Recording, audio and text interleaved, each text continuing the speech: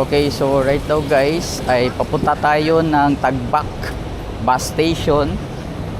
And maghahanap lang ako ng I don't know kung jeep or ano. Pero dito tayo sasakay sa may Jarok, Tarot. Parang alam natin yung ano natin, check lang natin. Tagbak. Meron yung kanina eh. Oh, hindi ito. Ayun, Tagbak.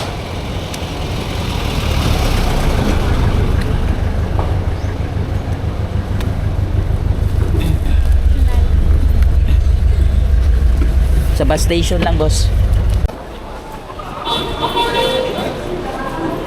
So right now guys, nandito na tayo sa bus terminal na ang papunta ng Boracay.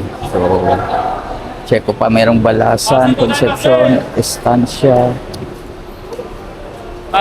Rojas, Pasig. So hindi dyan, dito tayo sa Kalinog. Dito mo, sir. Tarot, Iloilo, asa naman tababutang ano. Ayun, Kalibo.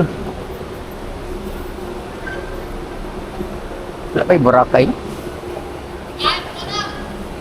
Katitlan. Ah, ito siguro. Apa? Punuan? Boracay? Boracay, oh. Sakay ka mo, ma'am. Magkuha na, ma'am. Magkuha na. Apa? Magkuha na. Ay pa? Dapat kasi lang muna.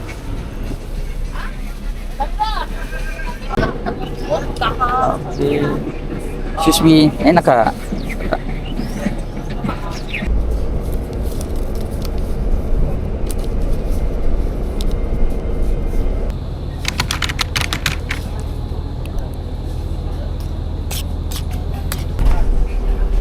Salamat po.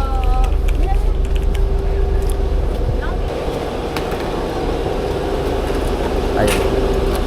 Salamat. Okay, so right now guys, we are here. Boracay. Tapon po. Ha? Tricycle, tapon. Tapon yung biyahe po, yung mga paburakay po. Sakay ng tricycle po. Ah, sakay ng tricycle. Ah, dili pa din eh? Wala dito sir, kasi malakas yung alon. Ha?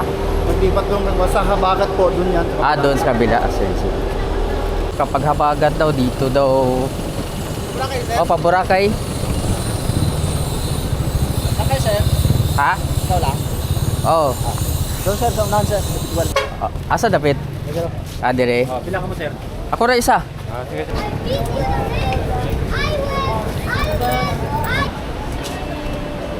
Asa magpaano dire? Booking kayo, sir? Ah, wala naman. Wala. Balikan lang kayo. Oo. Anong workers kayo doon, sir? O ano lang? Ano pa? Nagtatrabaho kayo doon? Ay, hindi. Bali, nagbakasyon. Dala, sir. Ah, dito. So, anong gagawin? ID lang po, sir. Ah, ID lang. Okay. Sorry. May hotel booking, sir. May hotel booking po. May booking ako na ano? Ah, meron. Sa loob po, sir, nagpaparegister po. Ah, pa-register May hotel muna ako. booking po. Okay, sige. Present ID lang, sir. Okay. Okay ba? So, ganito guys, pupunta kayo dito sa Tabon. Or, saan daw dito? Ah. Oh, wala pa. Kakarating ko lang. Sa number 1? Number 1, 2, 3. Ah, okay. Registration. ID lang.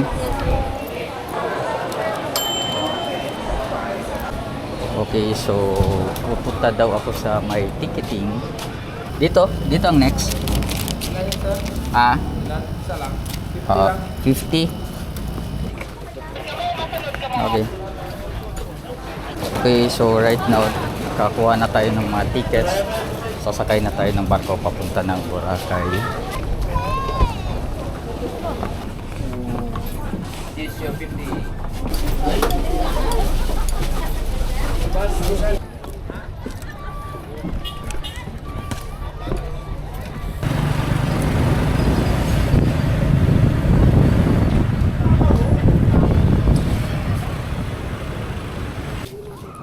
So right now is papunta na tayo sa ating resort sa Banana Bay. And basically we are here. I'm so excited kasi mainit kahapon daw, whole night, whole day umulan. So this is a very nice weather na syempre binigay ni Lord para naman kita natin Boracay na medyo mainit. So magmamadali lang ako ngayon, guys. Okay, so this is day 11. Meron ding ventoso. Nawala naman ko pre. Ayun, ito na pala.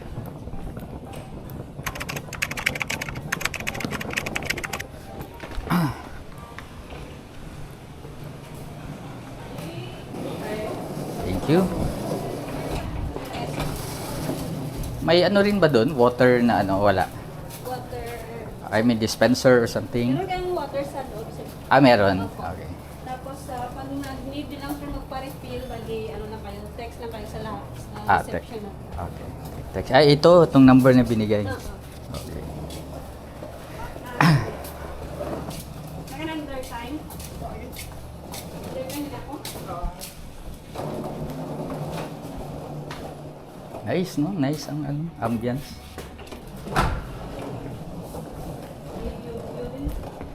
Nice. Okay. So, pwede akong magsampay. May sampayan mo. Oo. Mas rin sampayan mo dito. Hindi ko maano yung party, sir. Ito. 210 or sa ba 410? Ay, 210, second floor ka pala. Oo. Kasi ano, Base additional to. Kaya, base na ay secret code gani plus 2. 210 plus 2, 410.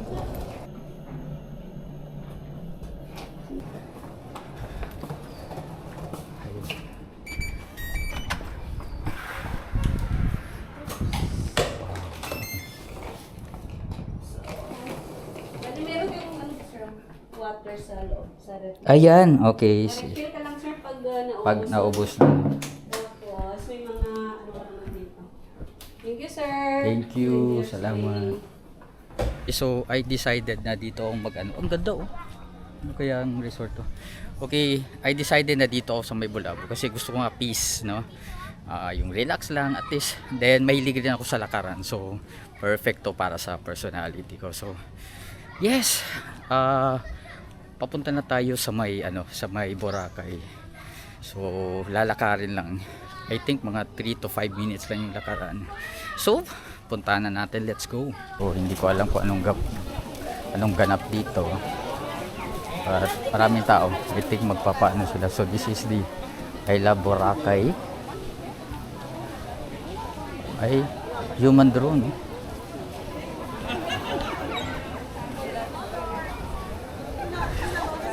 But dito tayo dadaan papunta ng Boracay. So ang ano na daw nito is Luna yang sa Dimorvi D-Mall. So D-Mall na yung labas ito. Namimiss ko ang Davao eh. Sorry na lang. Okay, so medyo konti lang yung tao I don't know kung sa Boracay mismo.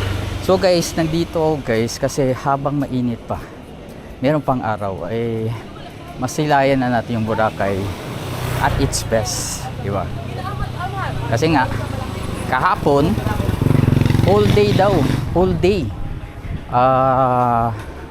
umulan. So possibility, mataas ang possibility baka bukas, no? I hope merong mainit bukas. Meron pa rin mainit bukas, pero at least merong mainit ngayon. So i-grab na natin, bawal na magpahinga. So it's around 4 PM or 4:20. So let's go. Ang daming kainan dito. Problema, hindi ako nakadala ng pera. So sobrang excited. Ay nako. Pero okay lang. Medyo busog pa naman din ako guys kasi medyo naparami yung kain ko sa may Aklan.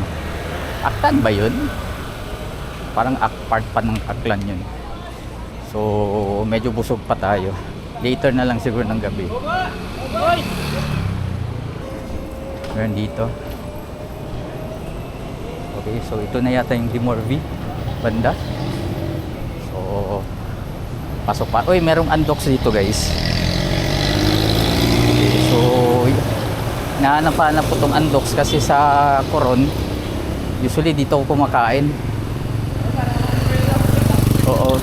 Kasi parang ano kasi siya, Pinoy something. Oh, ito na yung D-Mall. Kung tama ako. Charot. Oh, di ba ang ganda ng place, oh? Oo. Konting lakaran lang talaga. Pwede nyo nang lakarin. Dapat sana ganun na lang ako kanina nag-commute, no? Pero syempre, ano na rin natin yun. Usually pag bumabiyahe ako, nag-ano talaga ako, guys. Nagbibigay ako ng tip. Supposedly 70 pesos, 100 talaga. Para ano ba? Patinga. 'Di ba? Siyempre bihira lang tayo pumunta dito. Magkukuripot ka pa. Charot. I think this is it.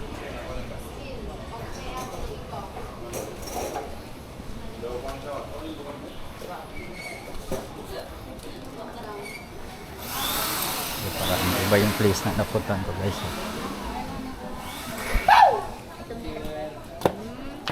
Okay guys, ang papasukin natin ngayon is Station 2. Pero I think maglalakad ako from Station 2 to Station 1.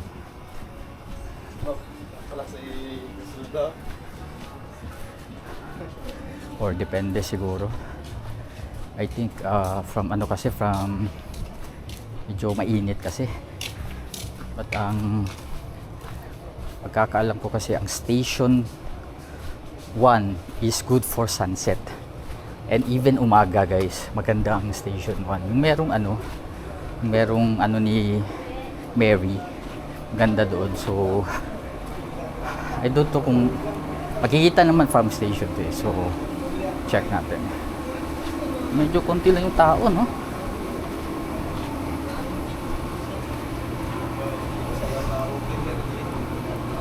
Almost the Uber.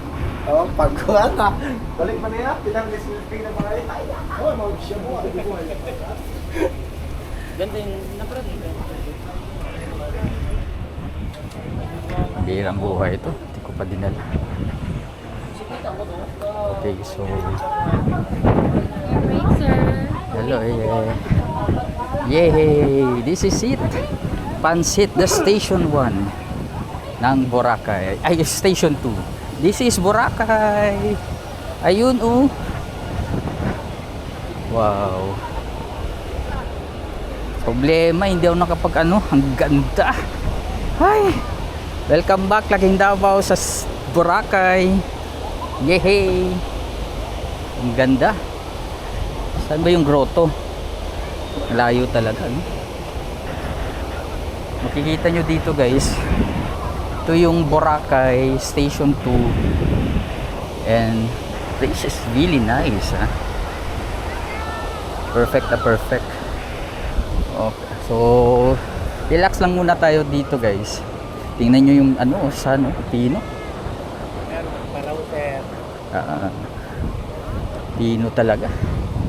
Init lang talaga. Now guys, we are here sa Boracay. And basically, ang init, grabe po. So, niabot na kita diri sa Boracay, guys. And medyo against the light doon. Tingnan nyo gaano kaganda ang lugar. Okay. Ay, ito maligo pa po. So right now, guys, papunta tayo ng Station 1. So, nandito tayo ngayon sa Station 2. I don't know kung makakaabot ba ng Station 3 by tomorrow. Check ko pa. Hindi ko kasi dala yung pera ko, so dito na lang. I think nakikita ko naman yung grotto. Okay, so meron ditong mga mga bangka-bangka in a sense. Then ang ganda ng place, tingnan nyo naman. Look at this, grabe. Tapos ang pino talaga, iba talaga yung sun dito sa Boracay. The best talaga. Meron ganito kapino, meron nakita sa may El Nido. El Nido sa Intutuwa yata yun na beach. Grabe, solid guys. So from Banana Bay, tapos lusot ka sa Station 2. Parang na rin siyang Station 1 kasi ang lapit lang. Ilang minutes lang guys is nasa Station 1 ka na. Kasi nandun yung ano, grotto. Oh. Ang galing. Oo, 'di ba? So kung gusto mong ano, all-in-one na siya, Station 2 and Station 1, maganda. I highly recommend sa ano, sa Banana Bay Resort. And ang maganda kasi sa Banana Bay Resort, merong mga negative views doon na medyo ano daw. Pero ngayon to be fair, very accommodating yung mga staff nila doon. And talagang nag-develop yung services nila. Relax na lang muna tayo sa ating day 1 dito sa may Boracay. Syempre, solid na solid, ang ganda, the best time talaga para sa aking birthday tomorrow, no? So, yes, this is my day 1. So, binigyan tayo ng ano, ng napakaganda na araw, no? So, kahapon daw, like I said earlier, kahapon whole day umulan. So, right now, parang whole day naman na maaraw. So, basically, I'm very fortunate, no? And I hope tomorrow mainit din. Then pagkagabi umulan. Okay, so chill na lang muna. Then nag-aabang na lang tayo ng sunset. No, sunrise or sunset? Sunset, I guess. Sunset kasi ito. Ayun. Yan. So palubog na siya. So hinihintay na lang natin. Then after nito, babalik ako sa Banana Bay Resort. Then lalabas na naman ako sa may D-Mall kasi kakain ako. And syempre maglalaba, no? So from Iloilo kasi ang dami kong labahin, galing pa ako ng Isla de Gigantes. So kailangan kong maglaba, no? So meron pa naman akong damit pero at least ano, kailangan pa bang sabihin yan dito sa vlog? Okay. Okay guys, so ito yung pinagmamalaki dito sa Boracay. Tingnan nyo naman. Oh, gaano kaganda. Parang hindi na to ano powder, parang ano to, malapulburon. Ganda. Ganda ng sun nila guys. Grabe. Usually kapag basa, medyo tumbok yung ano niya yung texture niya. Pero ito, tingnan nyo naman Hindi ko ma-explain anong klaseng texture tong sun na to. So maybe ito talaga yung maganda dito sa Boracay. Very fine sun talaga. Okay, so I think yung difference between way back before and ngayon is medyo majority na ngayon is locals na, no? Mga Filipino. Unlike before kasi, grabe ang daming foreigners. Galing China, Hong Kong, Korea, US, Western. So basically ngayon, majority, bihira na lang yung foreigner actually, no? So yun yung ano ngayon, yung difference. And I think much better ngayon. Kasi before, syempre may locals, tapos may foreigners pa. O, paano yun? Ang daming tao. But right now, ayun na, mas na-enjoy ng mga Filipino dito. And I think, kasi naano na rin parang nadidistribute din sa ibang lugar. Gaya ng Palawan, Coron. Diba sabi ko doon na ang daming foreigners doon, majority talaga. Siguro 5% lang yung mga Pinoy, no? So, I think yun yung isa sa reason kung bakit ganito yung nangyayari. But I don't know, or even dahil off-season ngayon. And syempre, yun lang talaga yun. And so, thank you so much guys for watching our video. So, check nyo na lang yung sa episode 2. Okay? Bye-bye!